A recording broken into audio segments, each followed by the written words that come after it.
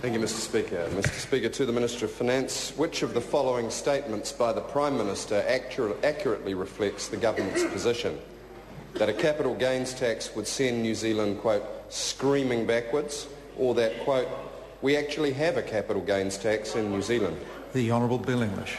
Mr Speaker, both statements are correct. Taxes paid on some capital gains in New Zealand, and the members' tax package, or the members' package of big spending, more taxes and more debt, would send New Zealand screaming backwards. The Honourable David Cunliffe. Mr Speaker, did the introduction of a capital gains tax in Australia in 1985 send Australia screaming backwards, or did Australia's GDP per capita begin to grow much faster than New Zealand's from that point? The Honourable Bill English. Well, Mr Speaker, that's probably stretching the bow a bit, even for the member. I'm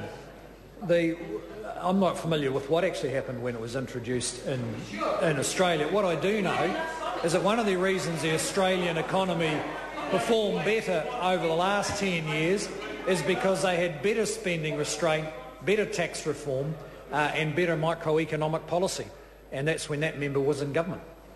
The Honourable David Speaker. Cunliffe. Mr Speaker, does the Minister support Labor's $5,000 tax-free zone that delivers a net income tax reduction for 98% of income earners? And if not, why not?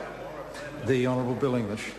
Mr Speaker, no, but that is part of a package I understand Labor are proposing, which involves a big increase in government spending, new taxes and more borrowing, when the economy needs exactly the opposite to get on its feet, to grow and to lift incomes. Mr. Michael Speaker. Woodhouse. Thank you, Mr Speaker. Who would be the losers from a partial and poorly designed capital gains tax? The Honourable Bill English.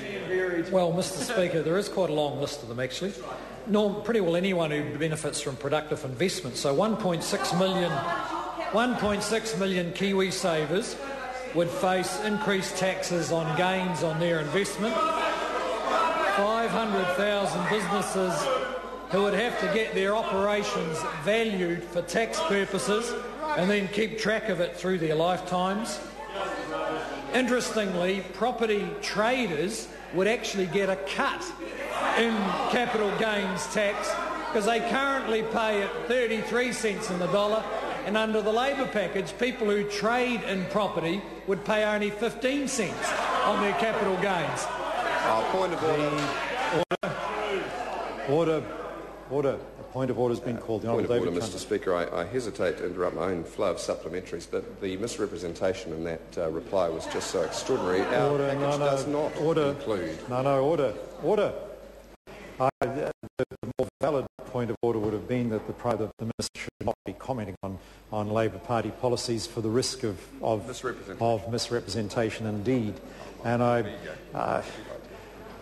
it's an extraordinarily difficult thing to try and referee because the question wasn't out of order and the Minister was being very careful till the last minute there. But I do ask members can see how the House gets into disorder, how difficult it gets when members try to encourage ministers to comment on other parties' policies because they have no responsibility for them. Point of order. The Honourable David Parker.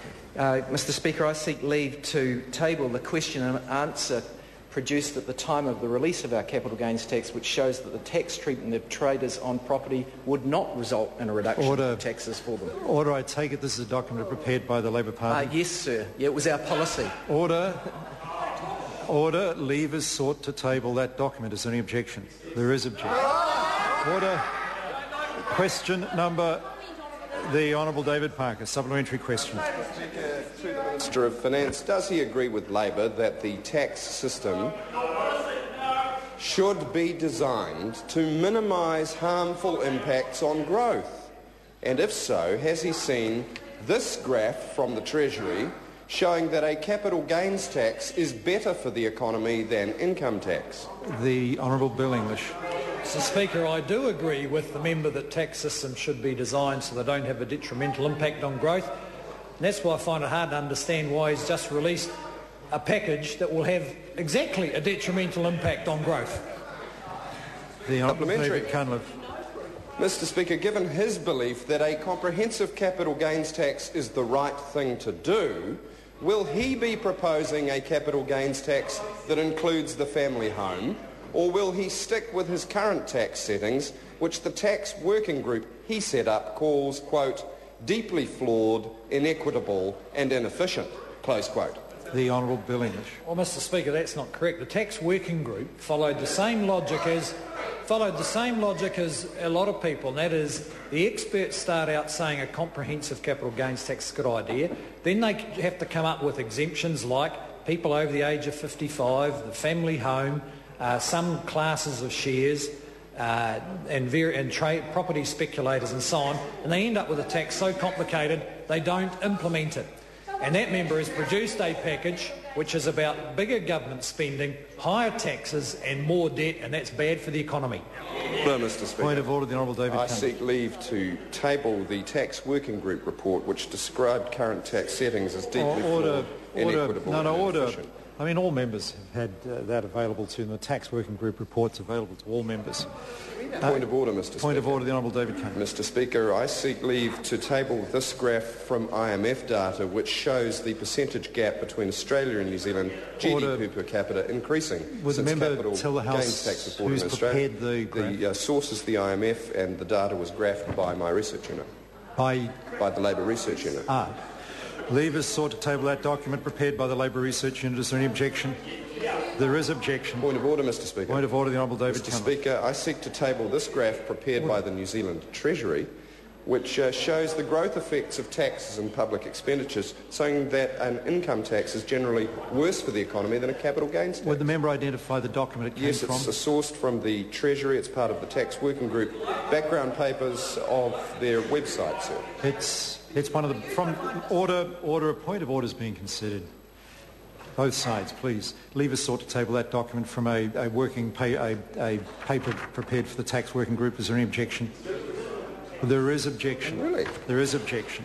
Question. Supplementary question, Speaker. Supplementary question to question 6, the Honourable Trevor Mallard. Mr Speaker, in light of the Prime Minister's statement that we actually have a capital gains tax in New Zealand, what is the current list of exemptions from that tax? The Honourable Bill English. Mr Speaker, the member can look up the Tax Act if he wants to see exactly how it applies. But what I can tell you is that the package of measures which involve bigger government spending, new taxes and more debt is bad for the economy. Now, I asked the Minister why I shouldn't actually ask him to leave the House. Because he clearly saw me on my feet and was determined. The question asked was a fair question, in fact, asking the Minister of Finance what the exemptions were from the existing capital gains tax. That is actually a fair question. And the House could perhaps expect the Minister of Finance to know that. Now, to then climb into the Labor Party, claim to answer it by way of talking about the Labor Party's policy when I'm on my feet is actually unacceptable totally. Now, if the, I give them a minute because there are other questions. There are not any other questions. I'll ask the Minister of Finance to leave the House.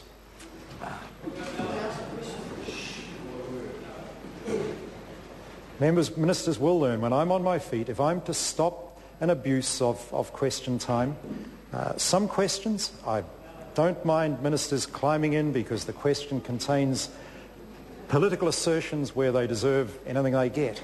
But that was a straight question, asking the Minister of Finance what the exceptions were or exemptions were to the current capital gains tax. And to be answered that way is not acceptable. And I just warn all members of the House that we're heading towards a difficult time of the year. I know that, I'm not stupid, but we have to keep this House operating effectively. Supplementary question, the Honourable, the Minister is now no longer in the House. Well, it has order. No order. Considering the matter, I looked at whether there were any more questions to the Minister and determined there weren't any, and no one indicated to me that was wrong. Had there been any indication there were further questions, I would not have asked him to leave the House. So the member can't win twice. Point of order is that the Honourable Tūhanare. Mr Speaker, I don't want to challenge your ruling on the Honourable Bill English, but day in and day out, sir, Trevor Mallard continually. I would like to have the opportunity to put my point of order. Order. The member will resume his seat.